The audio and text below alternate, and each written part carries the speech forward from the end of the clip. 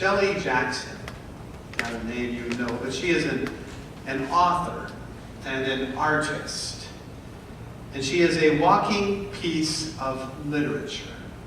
She has a tattoo, as you can see on her right hand, that reads, Skin. And it's the title of her latest project, which she, as you can see, calls A Mortal Work of Art. So the plan is that she has this 2,100-word novel. It's a story that will be published exclusively in tattoos. One word at a time, one word per person.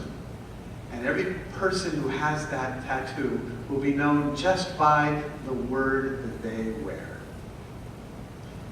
She has about 300 people left, so if any of you are, Barb, maybe you want to get that tattoo adjusted, you can.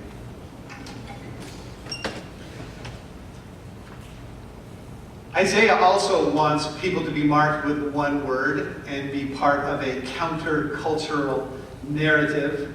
We read that in the text that Bethany read. He writes, this one will be written upon his hand, belonging to the Lord. See, Isaiah is speaking tonight, writing on our hand, about remaking our identity. Now, remaking identity has a long history. In the ancient Near East, there was a Babylonian epic called the Enuma Elish. And the Enuma Elish is the story of Marduk's defeat over the sea god that proclaimed Marduk as king. Marduk being a very evil god in Babylonian history. And then connected to this pomp and pageantry was this whole religion, this whole empire's history of changing people's names. You may remember this. We see this in Daniel, when the chief of the eunuchs changed the names of Hananiah, Mishael, and Azariah. Remember what they named it to? Shadrach, Meshach, and Abednego. Yes, good. Now, why did they rename them?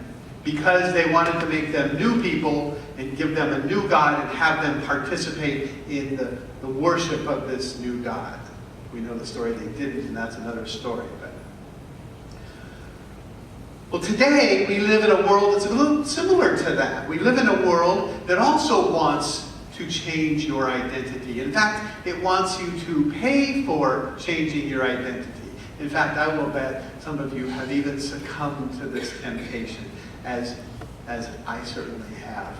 We are hammered innumerable times every day with offers to give us a new identity that will give us lasting euphoria and happiness. Luxury cars will give us the message and the identity of being successful. Wearing the right perfume or the right clothes makes us desirable. Drinking the right soda pop makes us fun. Using Apple products makes us cool. That was good. Yeah, those are. You are cool if you use Apple products. I'll never forget being a little kid, and maybe some of you that go back as far as I can remember this, the negative identity of the housewife who struggles in her laundry room with ring around the collar. Oh no, what an identity. Or another one, I remember the young man, the woman who comes home and she can fry up the bacon. And she bring all the bacon and fry it up in a pan. And it was just this whole kind of, you may remember those commercials, but those identity changers come at us all the time. But the problem with them is we love the new car, and then pretty soon the new car gets scratched, or it gets old, or your wife backs into it, which happens to some of us sometimes. We all have those things in our identity that change, and then we're disappointed. It's exhausting. We need something different than the new clothes or the new thing to change our identity. And Isaiah gives that. In his book, in chapter 40, he talks about, comfort, comfort my people.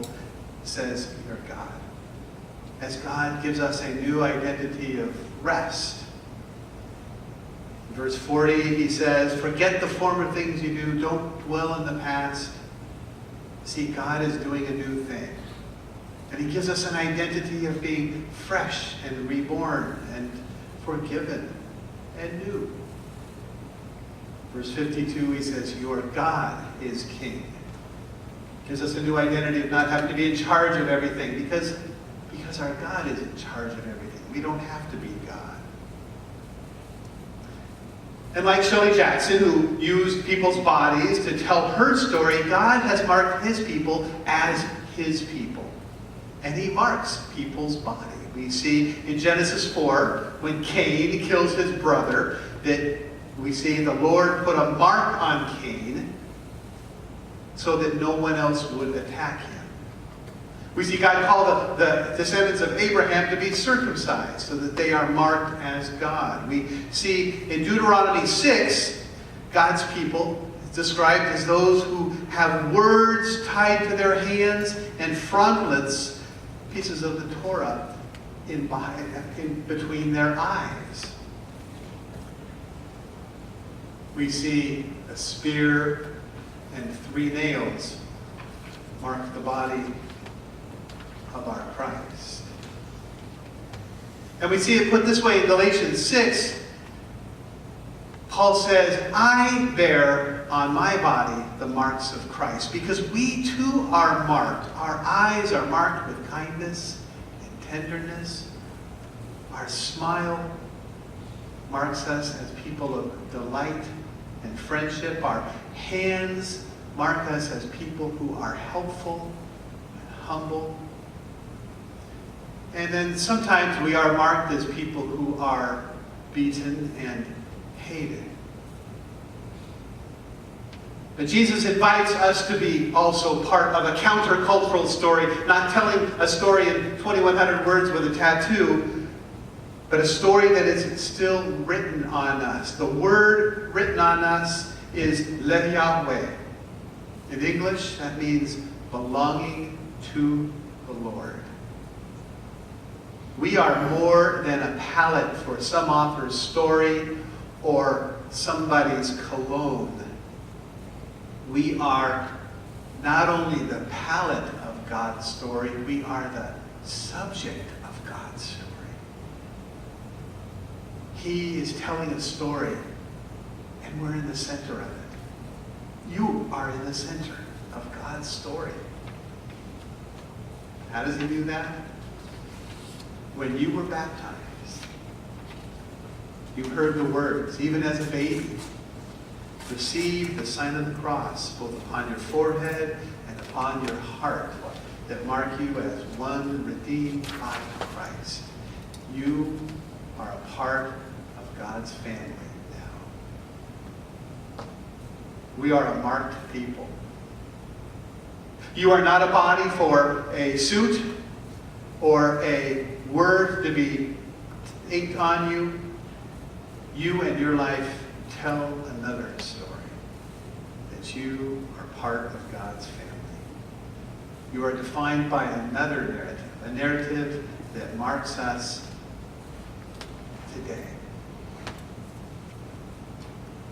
You are marked right now.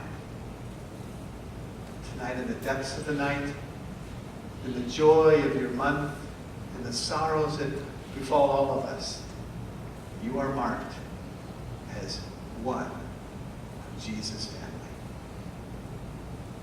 On you is the mark of Le Yahweh, belonging to the Lord.